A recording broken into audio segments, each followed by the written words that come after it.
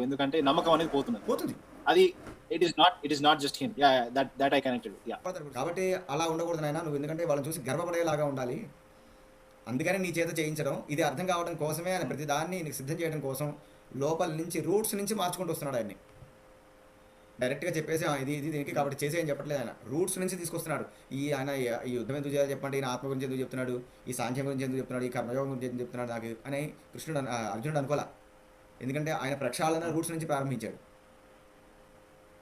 కాబట్టి ఆ రూట్స్ అసలు నువ్వు ఏంటి తెలుసుకో, అప్పుడు అవలీలగా సాధించగలుగుతావు అని దాన్ని ఆయన చెప్తూ ఉన్నాడు అనమాట. కాబట్టి ఇక్కడ ఏమంటున్నారు ఈయన, తత్ర యుద్ధం స్వధర్మ ఇత్యేవం యుధ్యమానస్య ఉపదేశం ఇమం శృణు.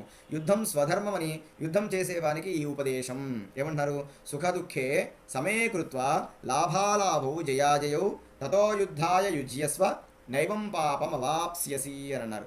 సుఖ దుఃఖాలను, లాభాలాభాలను, జయాపజయాలను సమానంగా భావించి యుద్ధానికి పూనుకో. ముందే డిసైడ్ అయిపో, సుఖం వస్తుంది అని ఒక సైడ్ డిసైడ్ అయిపోయి నువ్వు యుద్ధానికి దిగద్దు. సుఖము దుఃఖము రెండు వస్తాయి, రెండిట్లో ఏదొచ్చినా నీ పట్టుకోవాల్సిందే. అదేవిధంగా లాభాలాభములు, రాజ్యలాభం లేదంటే ఉన్నది కూడా పోతుంది, దానికి డిసైడ్ అయిపో. ఒక నిర్ణయం. ఇప్పుడు ఎవరైనా సరేనండి, జీవితంలో ఇది చాలా విశేషమైన శ్లోకం. ఇది ఒక విధంగా చెప్పాలంటే ప్రతి యువతకి కూడా అవసరమైన శ్లోకం ఇది.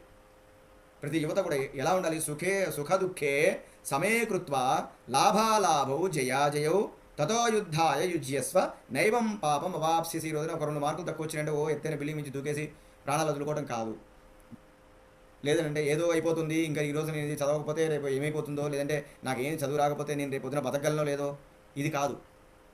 ఇలాంటి ఒక రకమైనటువంటి యొక్క భయ కంపితమైనటువంటి వాతావరణంలో జీవించకూడదు. ఈ భయం ఎక్కడొస్తుంది, ఒక ఎక్స్పెక్టేషన్ దగ్గర వస్తుంది. ఏదో ఆశించడం దగ్గర భయం ఏర్పడుతుంది. అది దక్కుతుందో లేదో, పర్ఫార్మెన్స్ కూడా తగ్గిపోతుంది, స్కిల్స్ కూడా కంప్లీట్గా డల్ అయిపోతాయి.